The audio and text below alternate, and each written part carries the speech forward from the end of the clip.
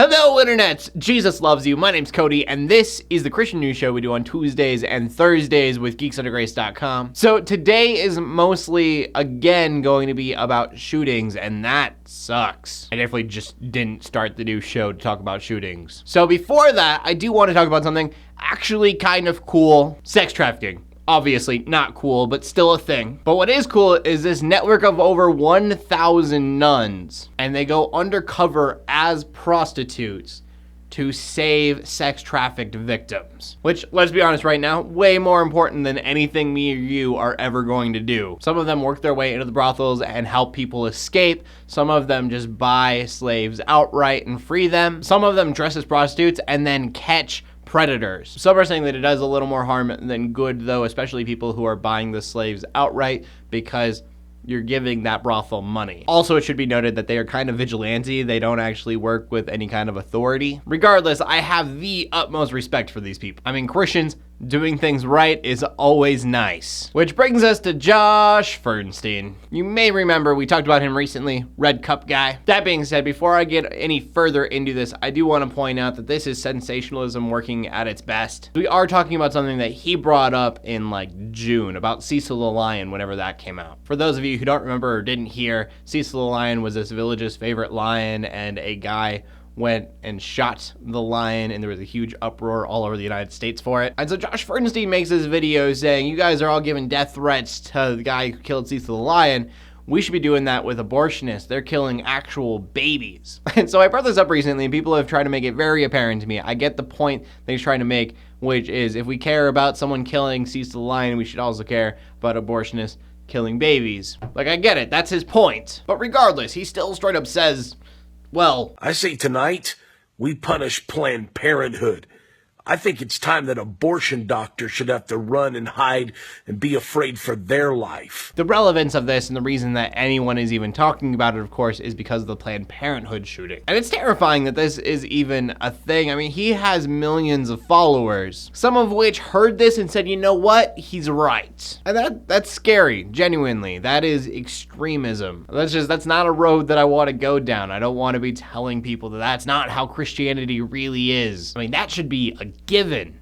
Christians should be known for their love for others. But I promise you, ask someone who's not a Christian what they think of us, loving is usually not the word that pops up. And we can blame them if we want to. I mean, there are plenty of reasons why it's on everyone else as well, but really, I blame things like this. So that brings us to the final story of the day.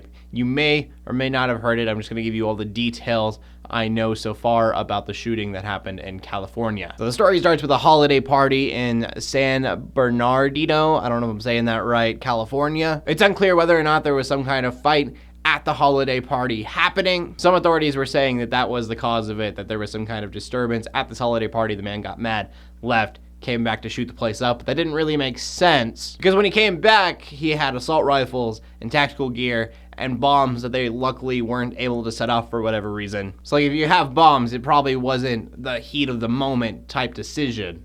Obviously, he was kind of planning it for quite a while. He also brought his wife, and she helped out, and that's kind of a weird thing in its own. Also, he went to Saudi Arabia. They didn't know if that was an important fact or not. It turns out it is. News reports say that they were radicalized, which I don't understand that term at all. It makes it sound like it's a disease that they caught while in Saudi Arabia. I mean, they were told what to do and they did it. Reports said that before all of this, they were a Muslim family, but they had modern family values. I mean, they weren't like ISIS or Al-Qaeda or Boko Haram. It's just crazy to me that something snapped like that. You almost have to wonder if maybe they were threatened if they didn't do it, or I have no idea. It just kind of crazy to me. But anyways, 14 are dead, many others injured. It's the worst shooting since Sandy Hook, I read. And it's terrible. I read a thing, it was just like the cover of some news agency, and it said, God's not going to fix this. To which the Christian in me says, God already has one.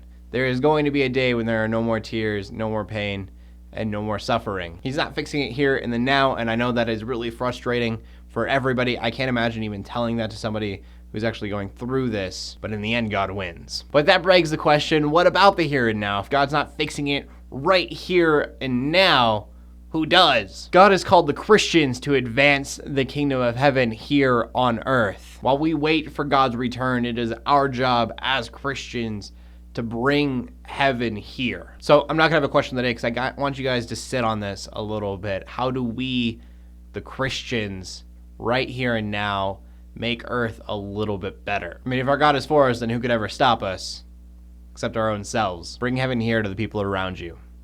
Make their lives a little bit better. As always, make sure you check out geeksundergrace.com for more geeky content. My name is Cody, I'm bringing Christian news in a not so boring kind of way every Tuesday and Thursday. In closing, let the haters hate, let the Christians pray. To everybody like, subscribe. I will see you later, and God bless.